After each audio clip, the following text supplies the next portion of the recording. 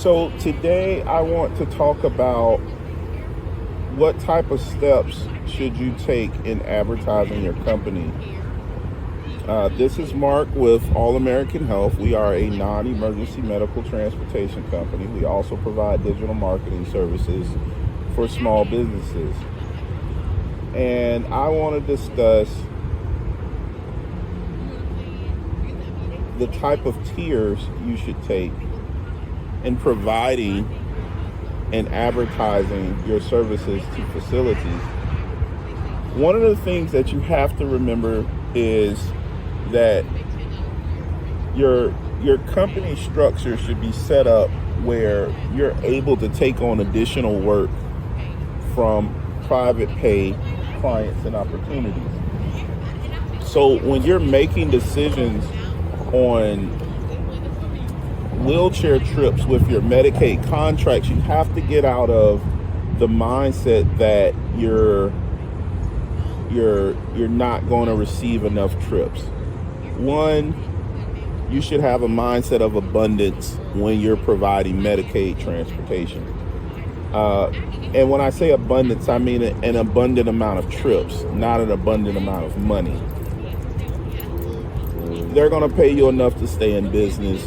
You'll make a decent living, and a lot of you are going to make more providing wheelchair transportation services than you would at a 9-to-5, but at what cost? And then you also have to ask yourself, are you actually making more money? So say you're making $100,000 a year providing non-emergency medical transportation. Say that's the amount that you have at the end of the year that you have to pay taxes on. And you're saying, wow, I made a lot of money. But it cost you 12 hours a day to make that money.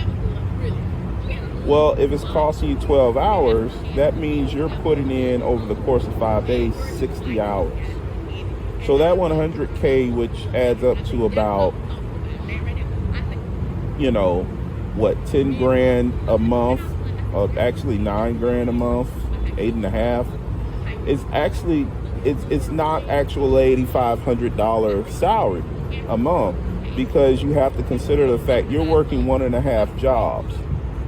So that 1.5 jobs that you're working, now you have to divide that by how much you're actually making, which means you're making closer to $5,500 a month, which is about a $60,000 a year job, which again isn't a bad job, but the amount of time you have to put in to hold on to that 100K is quite a bit, and that can be stressful because that's 5 days a week that you're having to work or be available to work.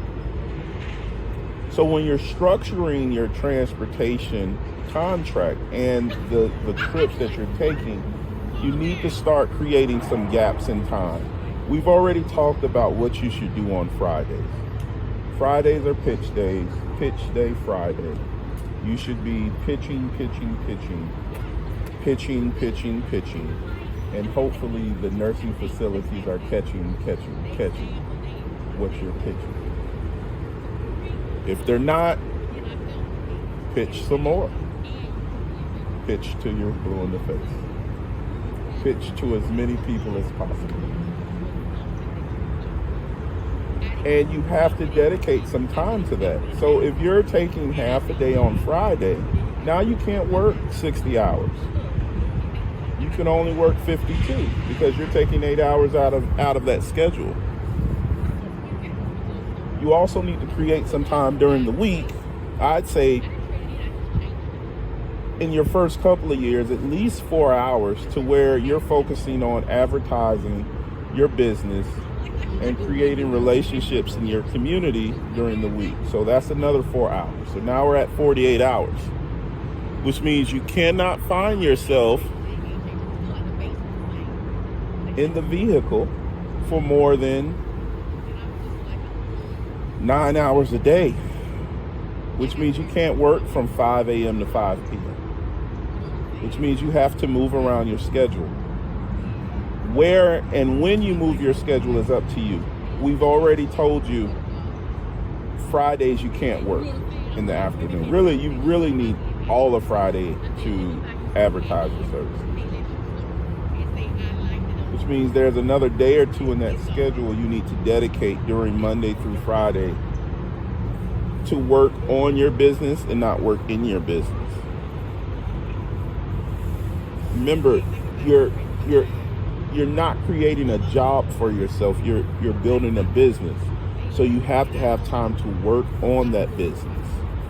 If you start with a tent, but your desire is to have a mansion, some point in time you got to do some stuff that puts you in a shack, and then maybe a 1-bedroom house, and then you might want to add some rooms. But it's a process. It's a step-by-step process. You don't snap your fingers. And to be able to do that, yeah, the tent is nice and it's comfortable and it's relaxing, but you also want to keep in mind that you want to focus on growing your business. And all the while, you're dealing with a Medicaid contract that after about 2.5 years is going to another company that underbid whatever broker you're dealing with. So your week still has to have those 40 hours of work, but that additional 20 hours needs to be dedicated to growing your business. This is something you need help with. Feel free to give me a call or reach out to me. We can do a 10-minute discovery call, and then we can focus on growing your business with some direct non-emergency medical transportation consulting. Hopefully this has been helpful, and always remember, know your worth and then double it. You guys take care.